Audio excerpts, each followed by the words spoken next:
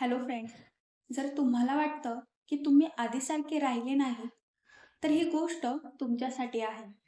कारण कधी-कधी आयुष्यात सगळं बदलतं, पण आपल्याला कळतही नाही. आणि तिने 5 वर्षांनी स्वतःलाच फोन केला.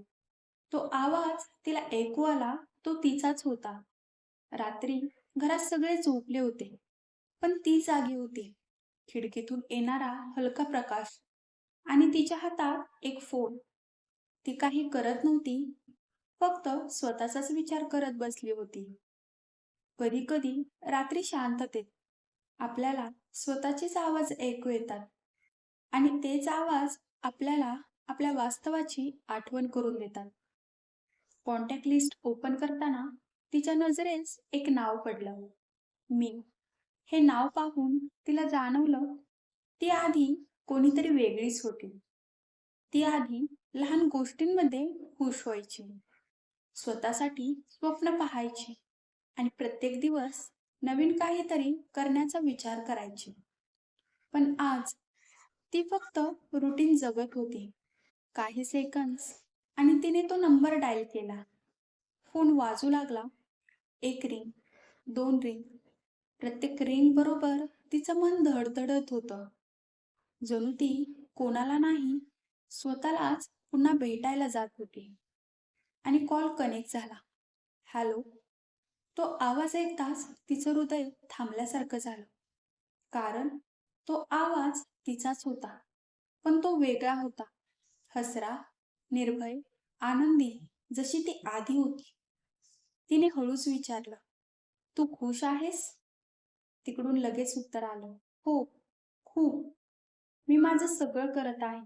माझी स्वप्न, माझी लाईफ. हे ऐकून तिच्या चेहऱ्यावरचं हसू हरवलं. कारण ती आधी स्वतःसाठी स्वप्न पाहायची आणि आता फक्त जबाबदाऱ्या पूर्ण करत होती.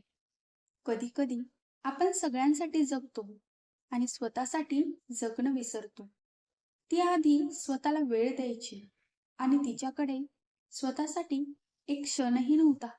कधी-कधी आपण सगळ्यांसाठी जगतो आणि स्वतःसाठी जगणं विसरतो. ती आधी स्वतःला वेळ द्यायची आणि आता तिच्याकडे स्वतःसाठी एक क्षणही नव्हता. तिकडून पुन्हा आवाज आला.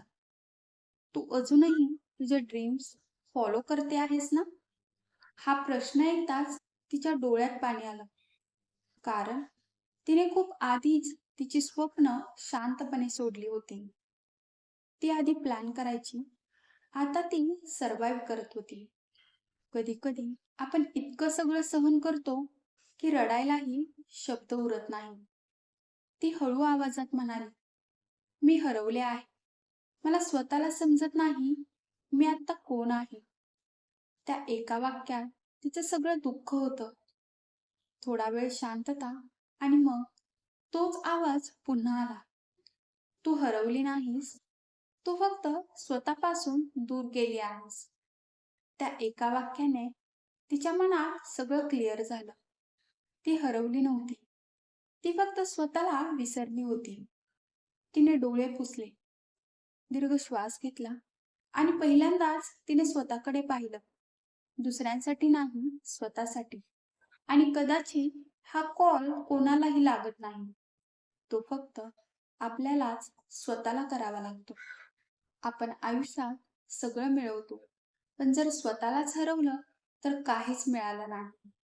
म्हणून एकदा स्वतःसाठी थांबा आणि स्वतःला पुन्हा ओळखा. व्हिडिओ कसा वाटला ते कमेंटमध्ये नक्की सांगा आणि या प्रवासात नक्कीच सोबत राहा. व्हिडिओ आवडला असेल तर एक लाईक आणि चॅनलला सबस्क्राईब नक्की करा. Thank you for watching.